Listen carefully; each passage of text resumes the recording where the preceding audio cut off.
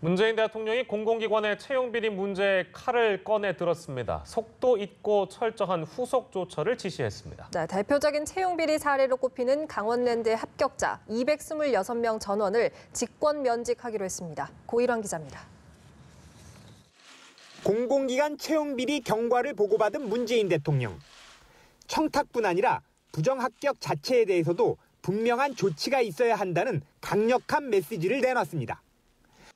문재인 대통령은 채용 비리가 드러났는데도 가담자나 부정합격자 처리에 소극적인 공공기관의 책임자에 대해서는 엄중히 책임을 물으라고 지시했습니다. 문 대통령의 지시에 따라 임종석 비서실장 주재로 수석 보좌관 회의가 소집됐습니다.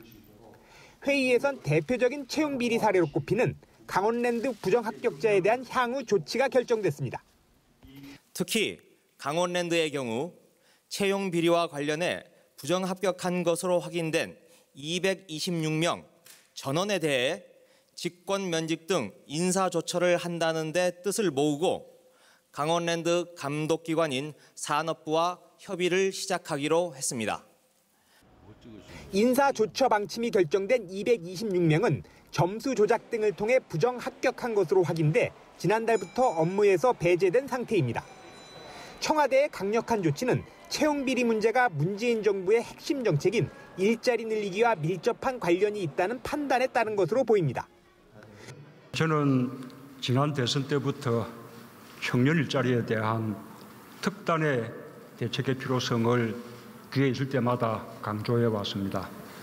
그러나 아직도 상황이 별로 나아질 것 같지 않습니다. 문 대통령은 이날 범정부 차원의 청년 일자리 대책을 보고받고 청년 실업 문제 해결을 다짐했습니다.